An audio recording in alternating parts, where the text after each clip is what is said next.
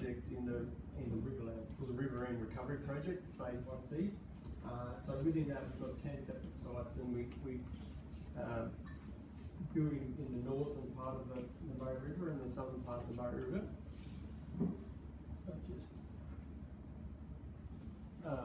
So a little bit about Fulton Hogan. We were founded in New Zealand in 1933, initially as a quarrying company, an offshore company, and later expanding into civil engineering and construction. So you might have seen us out on the roads. We built infrastructure that support our communities, such as roads, bridges, water utilities, airports and pavements, and telecommunications. And to do all this within Australia, we employ approximately 2,000 people, but over the whole Fulton Hogan business, we've got about 7,000 people that work for us. So, my name is Ben Lee. I'm a civil engineer, and I'm looking after the project in Riverland. Dave Evans is a mechanical engineer, and Dave was responsible for this project and put the submission together and help with the pricing and present it to the client, SA Water and Department of Environment and Water. Just quickly, my role as pre-contracts manager for Fulton Hogan probably doesn't mean an awful lot to a lot of people, but companies like Fulton Hogan don't just get given construction projects to do. We have to actually compete against other construction companies to win them. So my job is to find the jobs that are out there and actually win them. And to do that, we have to put in a written submission or presentation, which is somewhere between 200 and 500 pages long normally. And what the client wants to know is how much is their project going to cost, when is it going to be done by, who's going to do it, what sort of equipment are we going to use to do the job, and what sort of materials are we going to use. So they give us some drawings and a bit of a written document about what they want, and my job is to work out and coordinate the costs, the people, the program, the methodology. And I'm just highlighting that because what you'll come to understand over the next half an hour is there's a lot of similarities between my job and what we're going to ask of you guys over the next 10 weeks. Back to you, Ben. Okay, so the Riverine Recovery Project, it aims to improve the ecological condition of the floodplain and the wetlands along the River Murray by reintroducing water level inundation to the wetlands. So this is done by constructing concrete regulating structures at designated locations and channel work, so earthen embankments as we go along. So the Riverine Recovery Project, as we've got it now, is split into 10 separate sites. So some of you might be familiar with Berry and Redmark. We've got 5 sites up the top of the River Murray, and then down the south around Mannum and Swan Reach, we've got another 5 of these sites. So what we're going to talk to you today is around Teal Flat Hut, which is down in the southern part and close to Mannum. The key objective of the works is to allow the management of the wetland hydrological connectivity with the works to connect the wetland to the river. So you'll see on the plan here in a minute, we'll have a big pool, a big wetland, and then we'll have a thin strip of land generally where the River Murray is on the other side. So the water goes past and there's normally a little channel that comes into these wetlands behind. It allows us to draw down the wetland below the normal river level and capture and hold the water in flood events. So if you can imagine, we've got the river going past, we've got a floodplain at the back here. We're going to go and build a gate, if you like, so we can either close that gate and let the water go past, or we can open the gate and let the water come in, and then close the gate and keep the water trapped in there. That's how the wetland, we can regulate the water in the wetland. With putting these new regulators in, we're also going to affect some of the existing landholders and the water supply they've got. So part of our other job is to go and put some new water infrastructure in some of these locations. And I think you're coming out to do a site visit maybe next week, the 8th of May. So we might get to see where some of that new water infrastructure is going to go, just to put in perspective. So, like I was telling you before, and we'll show you a more detailed map, but we're down here at Teal Flat Hut. Adelaide's back out here, Mannum's there. So we've got 5 sites in this area here.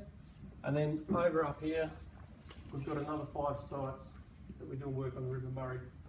And like I said, our project overall has 10 sites, but as a government department due, they've got probably 65 of those sites that eventually they want to build these regulating structures along the river. So So this is one of the ones that Fulton Hogan completed in 2014, a regulating structure.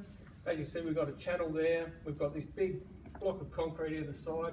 There's a concrete foundation underneath, and then we've got these pillars coming out of the water, a bridge deck across, and then some guardrail and some fencing there to stop people falling in. That's pretty much how these regulating structures look.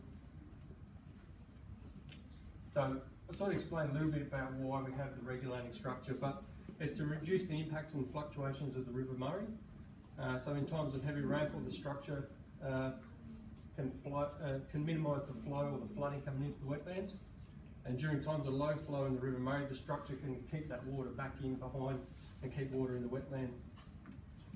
It helps to stabilise the banks of the wetland, which allows native flora and fauna a chance of high survival.